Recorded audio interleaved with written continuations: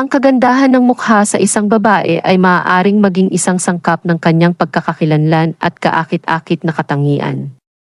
Ito ay maaaring magbigay daan sa kanyang kumpiyansa at kahusayan sa pakikipag-ugnayan sa iba. Gayunpaman, ang tunay na kagandahan ay hindi lamang sa panlabas na anyo, kundi maging sa kanyang kalooban at kakisigan. Ito ay isang aspeto ng buhay, ngunit hindi dapat ituring na tanging batayan ng halaga ng isang individual.